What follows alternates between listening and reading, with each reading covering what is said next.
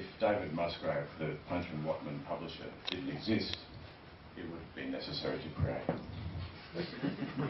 What's that you say, Peter? We did create him, as a matter of fact. Well, that's true, I suppose, but in another sense, every God creates himself out of nothing, and that's what Puncher and Watman came out of. The nothingness that, in a lot of senses, existed before Australian fiction ever had a run with publishers, including in Just Like.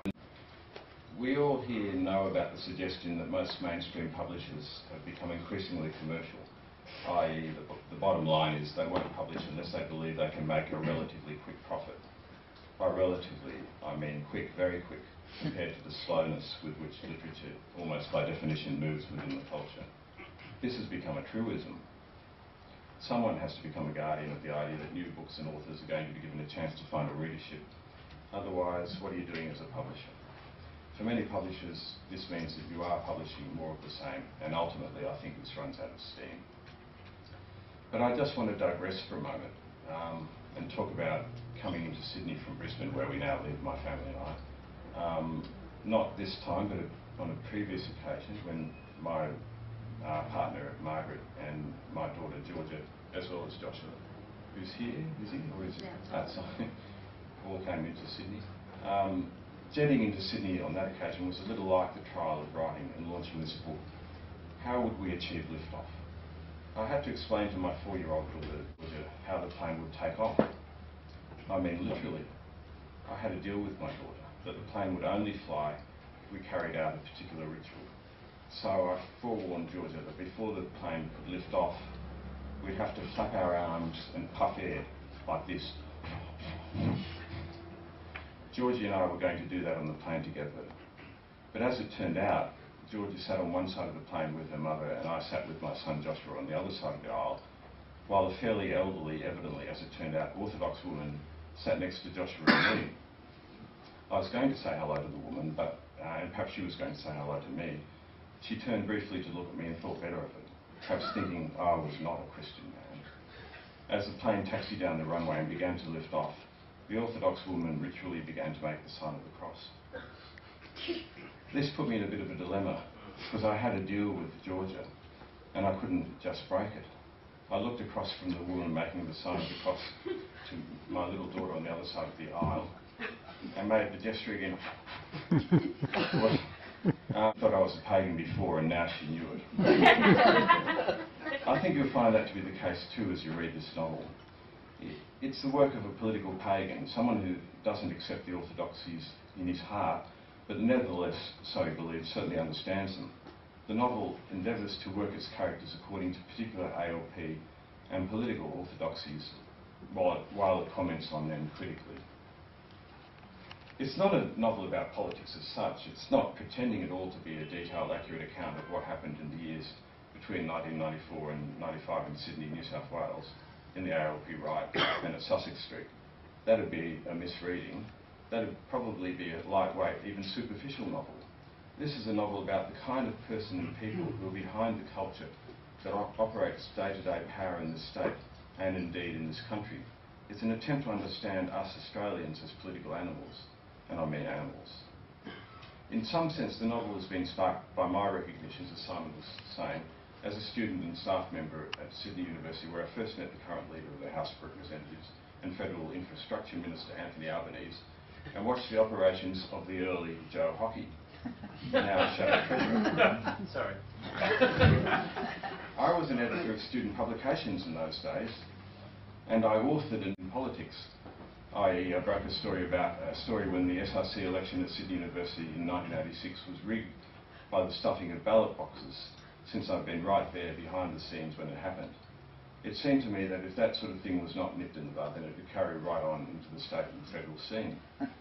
One of the party operatives at the time let me know that he was going to sue me for defamation, but finally he just let the story die out, which of course is what happened. But when you read the novel, you'll not find yourself going on a particularly outward journey. The corruption of politics is certainly in the book, and there are certainly the various exigencies inside which the character Michael Cooten and the other political characters live and operate.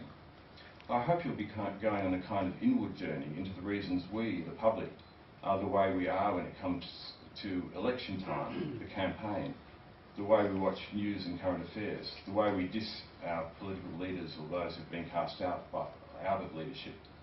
Why sometimes politicians act like fools, like everyone does, but why we almost never let politicians get away with it, if and when they're caught. Now, when they came to edit the book, the exceptional staff at Puncher and Watman, I think, really understood it in all ways except from time to time one. This was a dimension where I would tend to depart from realism to convey my point.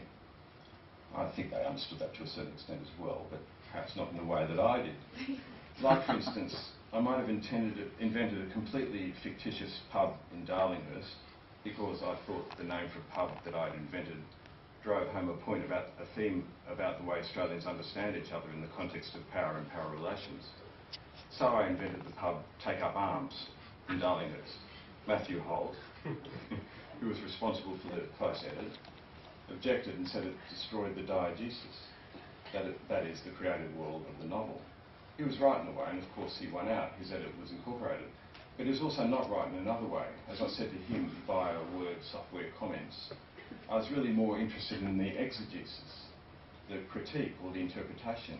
It would have been okay, I think, to have had an imaginary pub in the middle of Sydney that only existed in the covers of books to serve the point, the theme, the Liberal Party character, Geoffrey Catskill, who's used by his own party and easily swept aside by his ALP counterpart, Michael Cooten, that he's a crippled figure.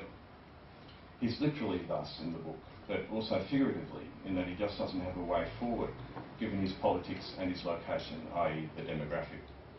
Now, the publisher, David Musgrave, and I only really came to blows, a body tackle, on one point in the novel, and that was over the issue of the place of sport in the book. I wanted to locate sport in some kind of irreal netherworld. Musgrave required the sporting question to be given its true iconic status in the book. Other than this, Musgrave and Holt gave me a dream run in the editing process of the novel and found an authentic, I think, paperback form for it. They even approved of the title that, strangely enough, since it's so simple, took me so many years to figure out. I couldn't have asked for a more dynamic and enlightened editorial and publishing process. I think some of the bigger publishers could take note.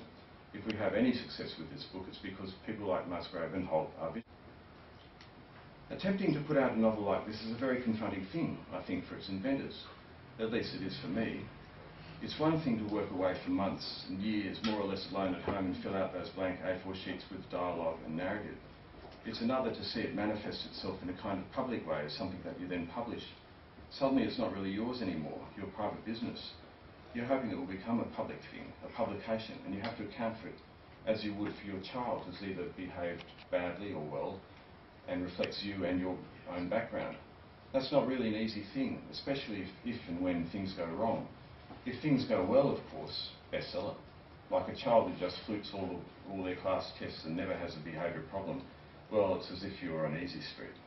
On the other hand, perhaps this isn't the only way. Perhaps such a child and such a book are really often just the latest manifestation of cultural propriety, cultural norms, and not ultimately as interesting as the ones that are not normal. Let me tell you, I know a thing or two about that which is not the norm. And I think I know a thing or two about its relative and important place in our culture, and why it's important for not everything to fit the standard. I don't really believe in the norm or normal. I don't really believe in the right. I was brought up this way as well. Of course, everything that goes out into the public tends towards the standard. But there are those things, those people in those novels that attempt, either wittingly or otherwise, to challenge the standard and perhaps make the culture stronger in so doing.